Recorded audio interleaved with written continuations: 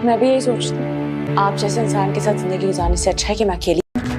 भूला तो नहीं हो, लेकिन याद भी नहीं रखना। मैम को इन्फॉर्म कर दीजिएगा, आज भी तबीयत ठीक नहीं है तो मैं स्कूल। मेरे लिए मैटर नहीं करता वो गरीब है, किस क्लास की है। अच्छा, मगर जो तो हमने पूछा ही नहीं, अगर उनके अपने कोई प्लान्स हुए तो। की तबीयत की नहीं पता, उनको तो बहुत केयर की जरूरत है। बस ये तो बहुत तशवीश की बात है।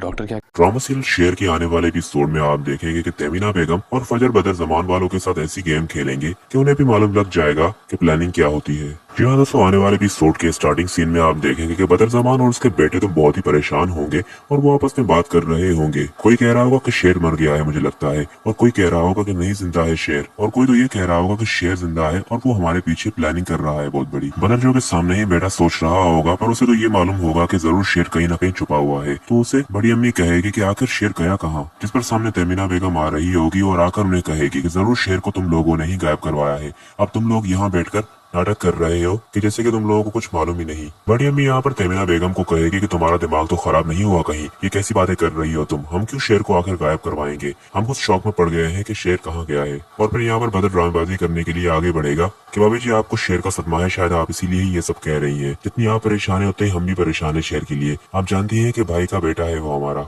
इस पर तमीना बेगम उसे कहेगी कि दूर हो जाओ तुम, जब तक मुझे शेर के बारे में कुछ भी मालूम नहीं लगेगा तब तक मैं तुम सब लोगों पर शक करती ही रहूंगी, मुझे तो लगता है कि तुमने ही शेर को अगवा करवाया है। और फिर ये सारा नाटक करने के बाद तमीना बेगम चली जाएगी और फिर रूम में जाकर फजर से बात करेगी। फजर उसे कहेगी घर में किसी को तो मालूम नहीं हुआ ना कि शेर कहाँ पर है, तो तमीना बेगम उसे सब कुछ बता देगी कि वो घर में किस तरह से लोगों के सामने बिहेव कर रही है। और फिर तमीना बेगम उसे ये भी कहेगी कि ये सब कुछ कितनी दिनों तक हमें करना पड़ेगा, जिस पर फजर उसे कहेगी कि शेर की अभी भी हालत पूरी तरह ठीक नहीं हुई, जब तक वो मुकम्मल तौर पर ठीक नहीं हो जाता हमें ये बात सबसे छुपानी पड़ेगी। और फिर नेक्स्ट सीन में आप देखेंगे कि फजर बाहर होगी तो उसका बाप उसे कहेगा कि अब मुझे तसल्ली से बताओ कि शेर कहाँ है बेटा, तुम एक काम करो शेर को मेरे हवाले कर दो, फिर वो जाने और मैं। जिस पर फजर उसे कहेगी कि मैं आपको नहीं बता सकती कि वो कहाँ पर है, देखिए बाबा आपने ये जिम्मेदारी मुझे दी हुई थी, अब ये सब कुछ मुझे ही निपटने दे।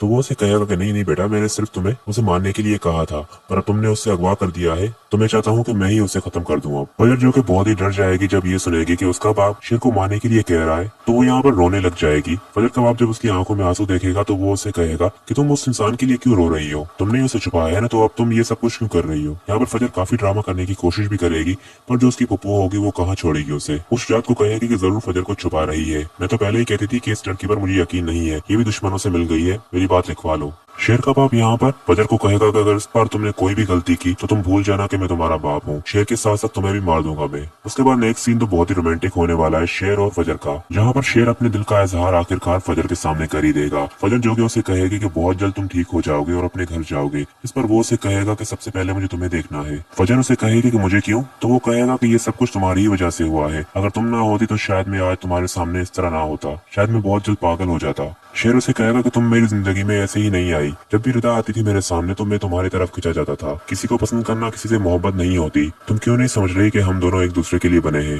फजर जो कि यहाँ पे सारी बातें सुनने के बाद बहुत ही शर्मा रही होगी, वो शेर को कहेगी कि मैं फोन रख रही हूँ और ये भी कहना था तुम्हें कि आखिरी बार बात कर रही हूँ तुमसे, उसके बाद शायद मेरा फोन मेरे पास भी ना रहे, मैं नहीं चाहती कि किसी को भी शक हो कि मैं तुमसे बात करती हूँ। आंटी ने भी घर पर सबको संभाला हुआ है और मैंने भी बाबा से झूठ बोला है। शेर फजर को कहेगा कि अगर मुझे तुम्हारी याद आई तो फिर मैं कहाँ जाऊंगा, तो वो उसे कहेगी कि बहुत जल्द मैं तुम्हारे पास आऊंगी, बस सब में तुम्हें थोड़ा पेशेंट रहना होगा।